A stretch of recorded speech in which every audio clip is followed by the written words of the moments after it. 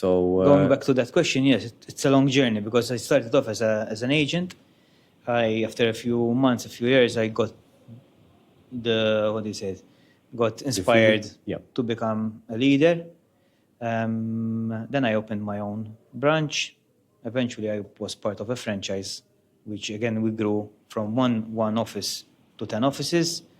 And then the time came for me to open my own brand. So, and again, I could have opened my own brand way back, but I wasn't prepared, and I did not have enough skills and knowledge on how to, go through this journey. So, again, I don't regret the time I spent with other companies. Yeah. It was a learning curve.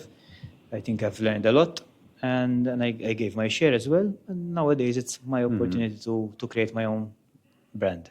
How did it come around? How did you end up? This is the time for me to start my own brand. How did it come around? It's a long process. It's a long journey. Again, I use a lot of mentorship. Okay. So I speak a lot I have a couple of mentors which I bounce my ideas, and I also learned myself. So I found out who Henry really is and what I really want.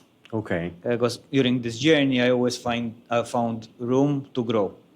So when I was an agent with a brand, I noticed that I wanted to go into management. At the time, that brand did not offer me that position. So I moved into another brand, which was quite a new brand at the time. They offered me the opportunity to actually lead an office and gave me the opportunity to express my way of doing. But again, I found a way. At one point, I found that it's closing up, and I needed to grow a bit more. So when you're bouncing off these ideas with mentors, people who want you to grow, the right people, that is the important that thing. is the key. The right people, because unfortunately, some people tend to go to family and friends. Just Those are the worst people, I would those say. are the worst people to go to. They wish you well, But they're protective. Yes, So- they might be protective and conservative. So they're not the best people to give you advice. So again, I had this circle of not friends but mentors. Yeah. Who eventually, when I was speaking to, they noticed like, Henry, you need to make your next step. You've been trying to do something in someone else's shoes, which is not you. So think about it, and eventually you walk it out. It comes along. Believe it or not. No, It comes along. That's true. I think what I'm appreciating from this conversation is the small incremental steps in the right direction. So I think if you follow your values and belief system, It will happen. and small steps without dreaming big, but not dreaming big in the sense of rushing into things like Exactly. making things very superficial. But And I think that is the difference. Like you have to dream big, and my goals were always big, but I wasn't expecting to do them overnight. yeah, Unfortunately, I see it in my line of business. A lot of people approach me to join the team and be part of the sales team, but they come in with the mindset that they want to be successful next month.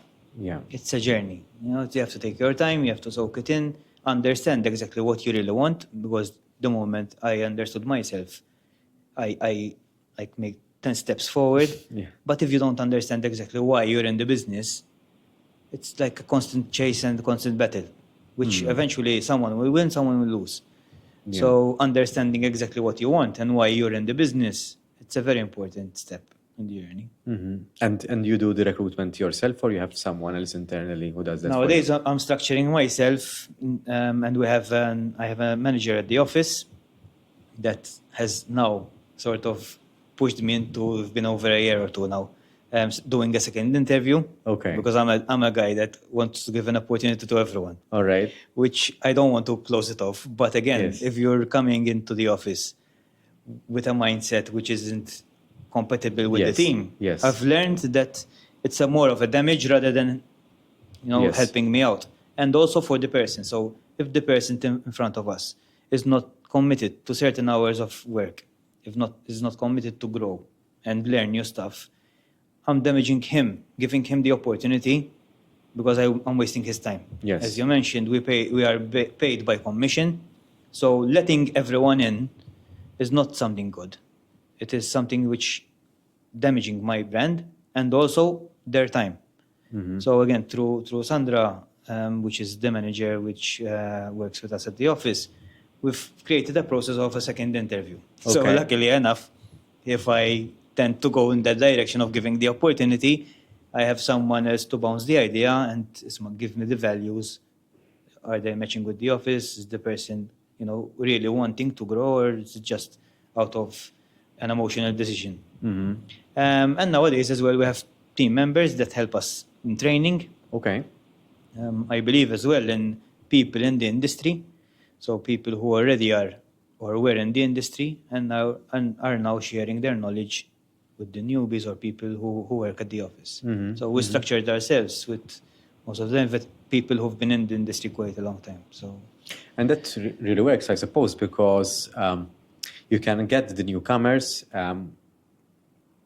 on site real quickly because you're sharing the knowledge. Yes. And the members who are experienced, they are sharing their knowledge and the shortcuts that they've had to learn through the hard ways.